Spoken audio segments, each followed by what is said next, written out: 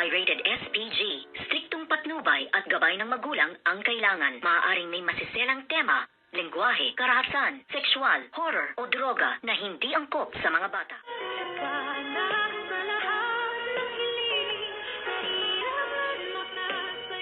Good morning and welcome sa aking munting channel. Aamin na kaya itong si Doc RJ sa kanyang tunay na nararamdaman para kay Miss Lynette Santos, at ito kaya ay ipapaalam niya na kaya kay Miss Claire na talagang si Miss Lynette ang tinitibok at sinisigaw ng kanyang puso.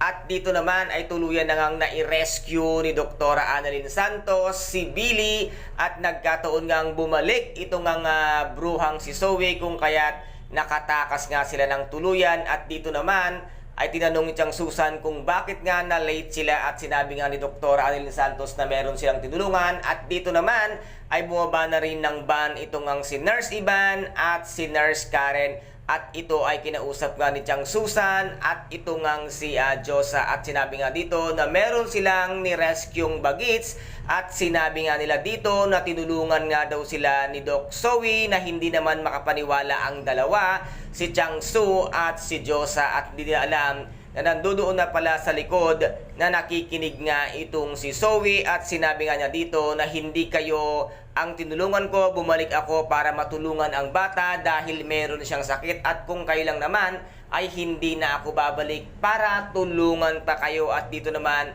ay talagang nagtataray pa rin ito ngang si Zoe at nagmamaldita na akala mo naman ay kung sino, at siya ang talagang tunay na nakarescue dito nga kay Billy. At baka ang nais mo na namang palabasin, Zoe, ay ikaw ang maging bida, hindi ikaw, dahil si Dr. Annalyn Santos ang siyang tunay na tumulong sa bata para nga madala sa hospital. Ikaw lamang ay bumalik para nga din makasakay sila sa van at tuluyan ngang matulungan si Billy. At dito naman ay nakita nga nitong si Miss Claire, si Miss Lynette Santos, at sinabi nga ditong tara kumain, may dala akong pasta. At sinabi nga ni Miss Lynette Santos na sige, at ayoko nang makaistorbo pa sa inyo ni Doc RJ. Kaya dito naman ay nagulat si Miss Claire, at hindi na lamang siya nakakibo dahil nga tinutotoo at ginagawa nga nitong si Miss Lynette Santos ang kanyang sinabi at pangako nga dito kay Claire na hindi niya guguluhin ang kanilang relasyon, at wala nga siyang balak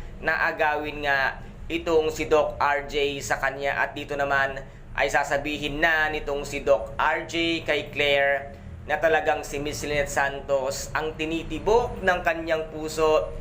Ano kaya ngayon ang gagawin ni Miss Lynette Santos once na ipagtapat ito nga ni Doc RJ na hindi niya mahal si Miss Claire at siya pa rin ang tinitibok ng kanyang puso? Miss Lynette Santos, pag umamin na sa'yo si Doc RJ, huwag ka nang magpatumpik-tumpik at huwag ka nang magpakipot pa. Sunggab agad para hindi ka na masaktan at hindi ka na umiiwas-iwas pa katulad ng ginagawa mo ngayon, dahil alam mo naman sa sarili mo na nasasaktan ka tuwing nakikita mong magkasama si Doc RJ at si Miss Claire, na dapat sana ikaw ang nasa tabi ni Doc RJ. Kaya guys, ito po ang ating pakaaabangan, ang pag-amin.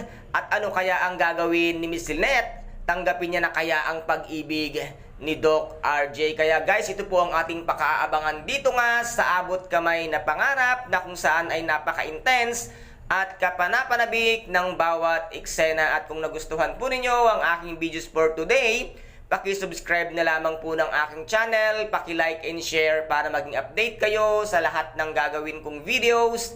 Maraming salamat po. Ingat, God bless, and bye-bye!